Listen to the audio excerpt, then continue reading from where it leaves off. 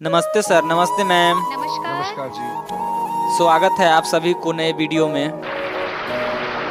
हमें और हमारे जैसे दलित समाज के लोगों को डॉक्टर भीमराव अंबेडकर से क्या सीखना चाहिए, चलिए हम आप सबको बताते हैं। हमारे दलित समाज के मसीहा डॉक्टर भीमराव अंबेडकर जी से हम मुक्त रूप से 3 या 4 बातें जरूर सीखी। जबकि भीमराव अंबेडकर जी ने अपने जीवन में जो कुछ भी सीखा वह सब 3 व्यक्तियों से सीखा, और वो 3 व्यक्तियों के नाम जिनमें से कबीर से सीखा और ज्योतिराव फूले से सीखा, और ये सब बातें उन्होंने अपने माँ भीमा बाई से भी बहुत कुछ सीखे, क्योंकि उनकी माँ ने ही उन्हें सिखाया था कि बेटा कभी किसी से लड़ाई मत करना, बस पढ़ाई करना। और डॉक्टर भीमराव अंबेडकर की लाइफ का सबसे बड़ा टर्निंग पॉइंट ये था कि जब उनकी माँ की मृत्यु हो रही थी तब कोई वैद्य उनके घर पर नहीं आया था, क्योंकि वो एक अछूत महिला थी। इससे घिनौना काम कोई कर ही नहीं सकता। और जब भीमराव अंबेडकर जी को लगा कि मेरी माँ जिस भी रोग से मरी वो तो चलो एक शारीरिक रोग थी,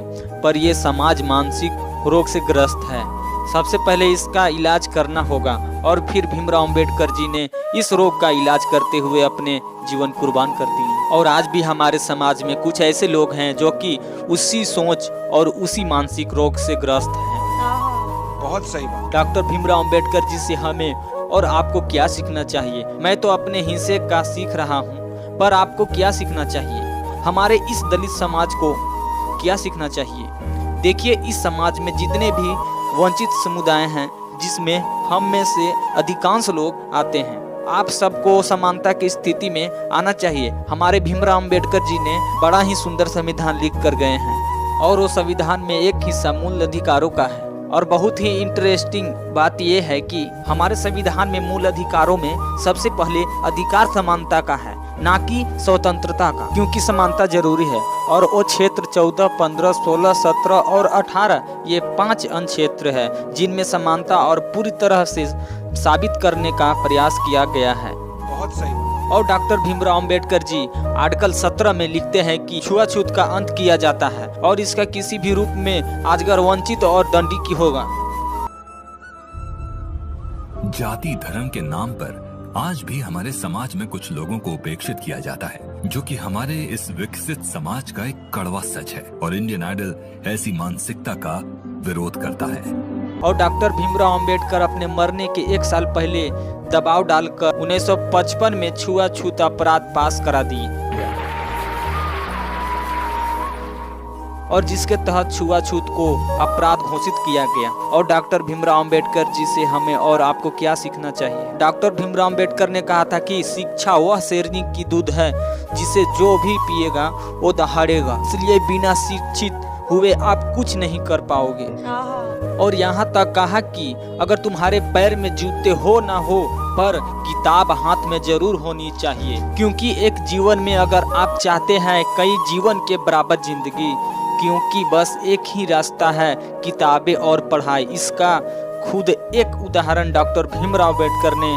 और हमारे समाज के पास ना ही इतना पैसा है और ना ही इतना रसूल, ना ही इतना जमीन जायदाद, ना ही पॉलिटिकल ताकत। जिन समुदाय और परिवारों के पास इन चीजों की ताकत नहीं होती, उनके पास बस एक ही रास्ता बच जाता है, और वो है शिक्षा और पढ़ाई।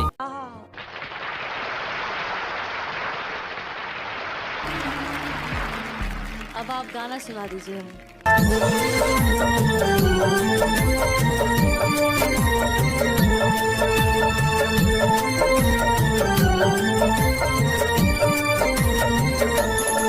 मेरे भीम की कुर्बानी भुला ना पाओगे, मेरे भीम की कुर्बानी भुला ना पाओगे। एहसान मेरे साहब का चुका ना पाओगे, भीम की कुर्बानी भुला ना पाओगे। मेरे भीम की कुर्बानी भुला ना पाओगे।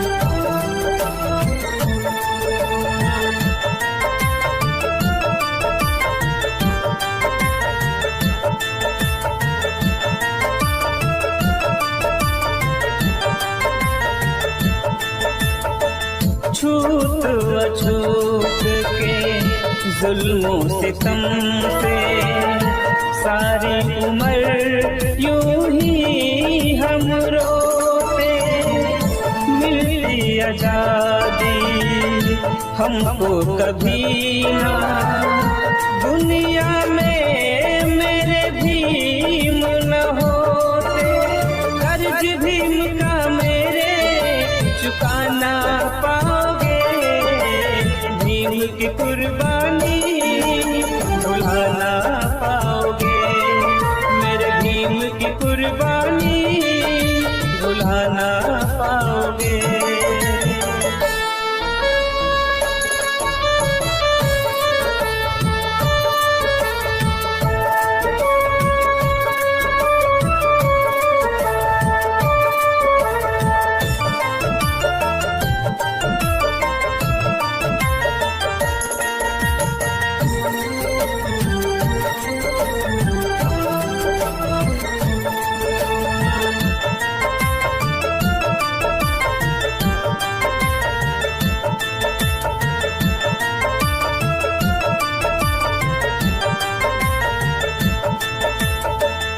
कितना दर्द का साहब ने हम सबको अधिकार दिया,